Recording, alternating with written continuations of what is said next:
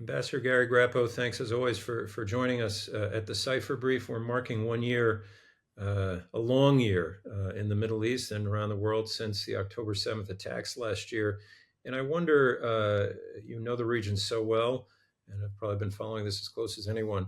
Do you have some core takeaways, thoughts on lessons of the Hamas attacks themselves and/or the war, and now I guess we'd say plural wars that have followed? Yes, well, thank you very much for the invitation to speak, Tom. It's a pleasure to be with you and with the Cipher Brief. Yeah, there's certainly a number of salient points that we can identify at this point now, nearly 1 year into this war. First, it's worthy to note that, or it's worthwhile to note that there has not yet been a full accounting on the part of Israel on how it could have been caught the way it was, so unable to defend its residents in southern Israel when it was attacked by the Hamas forces. Particularly when the Hamas attack, okay, it was clearly thought out in its initial phases, but then it seemed pretty random, and but nevertheless effective because Israel was so unprepared for it. And so at some point, obviously, there will have to be a full accounting. We have not seen it yet. I know Netanyahu has not accepted responsibility for it and has actually blamed his military commanders and probably some of his intelligence folks as well. And that needs to be thoroughly investigated. That's point number one. Point number two, I certainly didn't envisage the level of devastation we've seen in Gaza.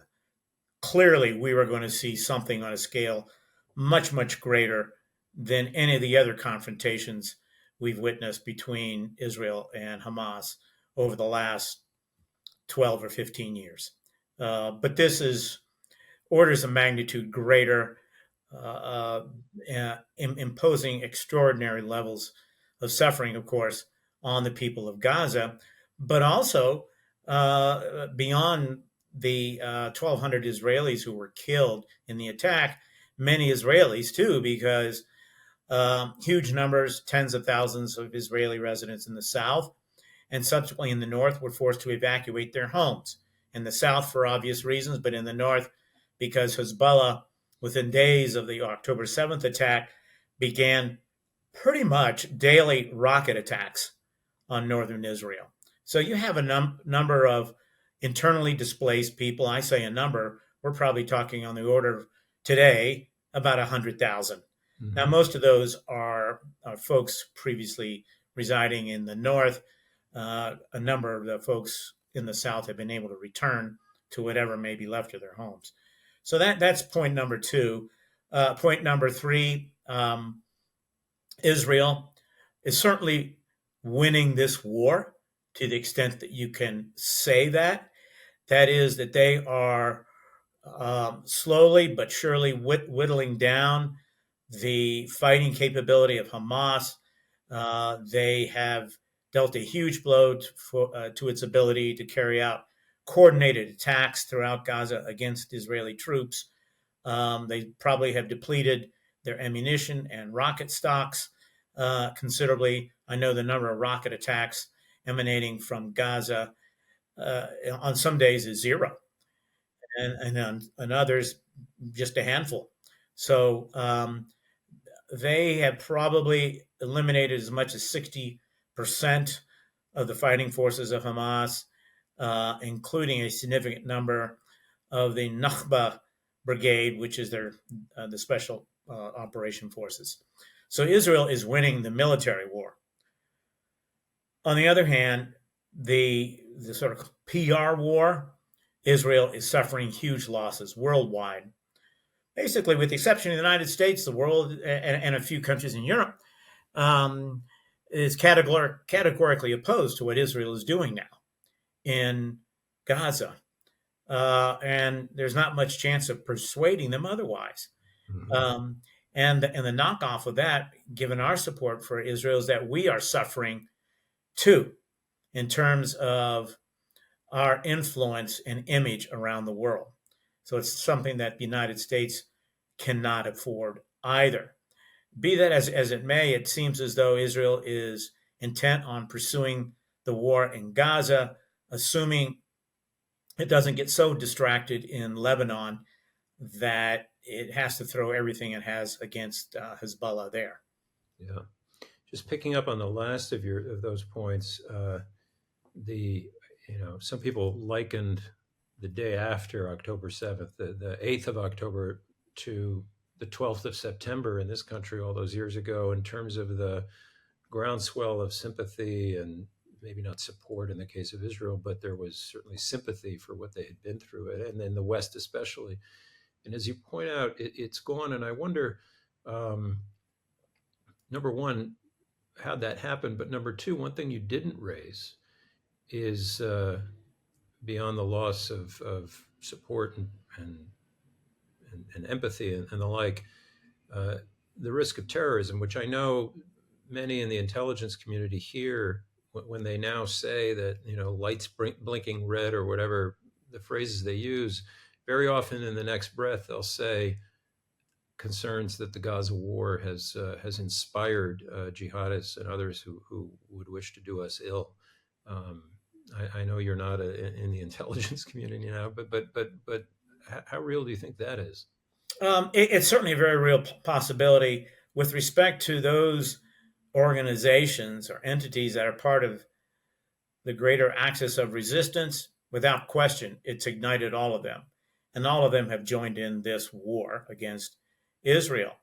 Um, I have to admit that one development I did not anticipate is a level of engagement on the part of the Houthis in Yemen.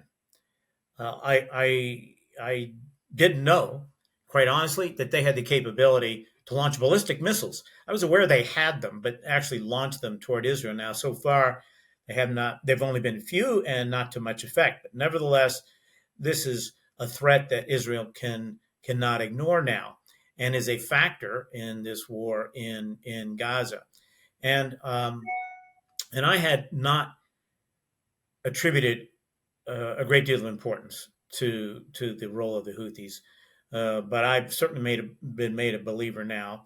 We certainly know about Hezbollah, the Iranian-backed militias in Syria and Iraq have been a factor, mostly in northern Israel. I wouldn't say a huge factor, but as things appear to ratchet up in southern Lebanon, I would expect them to be more of a factor and to be more engaged. The principal axis of resistance member that's been involved in this has been, for the most part, Hezbollah, excuse me, but only on a limited basis, launching rockets mostly into northern Israel, but occasionally further afield. Um, uh, and then the sporadic attacks by the Houthis, but most devastating, the effective closure of the Suez Canal. Right, right. In terms of other things that may or may not have been anticipated, obviously Israel has a long history of carrying out. They don't always take credit for them, but uh, attacks on places and people far from their territory, and without using any of their military. But we have seen several uh, examples of this, including the recent explosions of pagers and walkie-talkies and such in Lebanon. Before that, uh, really brazen, it seemed, assassination of Hania, the Hamas leader in Tehran. Any of that surprise you, or is that and the fact that they seem to do this with impunity, or is that just par for the course for the Israelis? I can't say that I was surprised. The fact that they were able to carry this out, not only in Tehran itself, but in a secure area of Tehran, very close to the IRGC facilities there, suggests that their ability to penetrate the defenses of Iran is much much greater than I think certainly the Iranians anticipated, and has probably put the Iranians on notice of what they're capable of doing. They only took out Hania and his I think his bodyguard, who happened to be in the same room. Otherwise, there were no other fatalities. And it speaks to the level of planning and the patience of the Israelis. They've taken out a few others, some very senior officials in Beirut. They've taken out Mohammed Daif in Gaza itself. They're certainly looking for Sinwar. I think he's buried pretty deep in the tunnel system of Gaza and will be a real challenge to extract or eliminate. But no, Israel has shown itself extraordinarily capable. You know, I was speaking to my students, and I compare what happened on October 7th to what happened to the Israelis in the 1973 war. They were caught off guard. They didn't pay enough attention to the intelligence they were getting, um, and they took it on the chin as a result. And it took them a while to regather themselves and launch a counteroffensive. I will say, with respect to Lebanon, they seem to be taking the approach of the 1967 war, where they launched effectively a preemptive attack against Hezbollah, not waiting for Hezbollah to come after them. And so it's kind of the yin and the yang, so to speak, of how Right. Israel sometimes is drawn into wars with its adversaries. Yeah. Speaking of all those attacks, over the year, I can't tell you how many times I've heard or read, I'm sure you have too, warnings uh, that we were tiptoeing to a major full-scale regional war, i.e., the Iranians would retaliate. And there was one occasion when they did. It was beaten back. We had another seemingly march to the brink. Just asking if you're surprised at all by the fact that Iran has not. Well, they haven't had any retaliation since the Hania strike. Um, any assessment as to why that is, or is it still out there on the horizon as something to worry about? Well, I suppose theoretically it's out there on the horizon. The Iranians claim that they will. I mean, and this is pretty standard language, that they will choose an appropriate time and manner in which to respond. But in fact, they have not. At the time of the attack, I thought to myself, I don't think they're going to respond to this. This is not one of their guys. Yes, he was taken out on sovereign Iranian territory and in a high security area, but nevertheless, it's not worth engaging again as they had done back in the first half of April, where they did respond to the Israeli killing of the most senior IRGC officer based in Damascus. The attack had occurred at the Syrian consulate there in Damascus. And I think the logic they may have used at the time was that this was an attack on sovereign Iranian territory and that they were obliged to respond. Of course, they did. And despite what appeared to be a fairly massive response, over 300 rockets, missiles, and drones, the actual effect was fairly underwhelming. Meanwhile, Israel then responds with a single, apparently cruise missile attack and takes out a radar facility near a major nuclear weapons development site in Iran. And so I think the message the Israelis wanted to send, and certainly the one that the Iranians received, is they have extraordinary capability to come after us with great precision, the kind of Mm-hmm. precision that Iran does not have. They do have precision, but not on the level that the Israelis do, not to mention the United States. Uh, so number one is I think the Israeli response chastened them.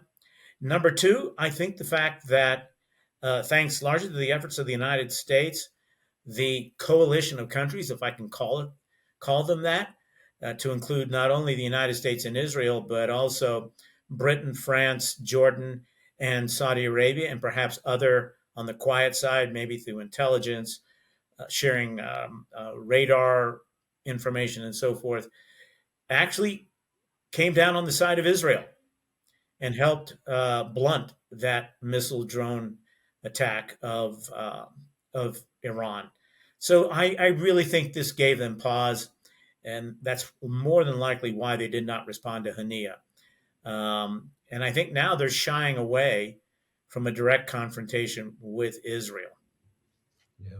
A couple of last questions, Gary. One is there's been both in the terms of the war in Gaza, but now with Hezbollah as well. There's a lot of criticism of the Israelis that there doesn't seem to be anything like an exit strategy here, at least not on the part of Prime Minister Netanyahu. Tom Friedman wrote in the New York Times this week that Israel has, quote, no plan for the morning after anywhere, unquote. Is that a legitimate criticism, do you think? In my view, yes. And they have not had one from day one. I'm not sure they have one with respect to Hezbollah either, except they do want to clear out a buffer zone near the Israeli border with Lebanon. But they have, I mean, we've heard casual statements from some Israeli authorities about what they anticipate, but I don't think they've given much thought to this, which is quite worrisome because it's pretty hard to work toward a solution when one of the actual combatants has no idea whatsoever what they want other than to eliminate Hamas, which I take to mean reduce its fighting capability to the point that it can no longer threaten Israel or Israelis and is no longer governing in Gaza, which still leaves some room there in terms of what could remain. So, and this is doubtlessly a major challenge for the United States and its negotiating partners, Egypt and Qatar, and their efforts to try to broker a ceasefire. There is no vision for Gaza, none whatsoever. There's no vision for the West Bank other than Netanyahu digging in his heels even further by insisting there will be no Palestinian state, which is bollocksing up this whole effort, because were he to change his position, I think it would change the outlook of many, certainly Arab countries, but also the rest of the world with respect to Israel. But under Netanyahu, that does not seem to be a possibility. But what he has in lieu of that so far has eluded me. And in fact, I don't think he has one. So are we still having this conversation a year from now? Are these wars still raging, do you think? That's an impossible question to ask, I realize, but I think, assuming they're not so distracted by what's going on in southern Lebanon that they can continue to do the minimum necessary in Gaza, I think they will be able to wear Hamas down to the point where they will achieve their objective. I would even make the case that they may have achieved it already, or certainly are very, very close to having done so. Hamas is not a very effective fighting force. It's still a threat. It's more like a terrorist organization. Well, they've always been one of those, but they're just not what they were 1 year ago at all. And so they will be less of a threat, and they can probably at some point, declare a victory. Although I think they could effectively do that now. I won't predict what's going to happen in the war in Lebanon against Hezbollah because we have to ask the question, where does Iran stand in all of this? And that really is the major question here. How assertive do the Iranians want to be in ending this? I won't say it's totally in their hands, but they have a major hand in this, unquestionably, and they have the power to end this. Certainly up in the north, and I think even down in the south. All right. Well, certainly, I hope we're not having this conversation a year from now. But I do as well. Today. All right, Ambassador Grappo, thank you so much. My pleasure.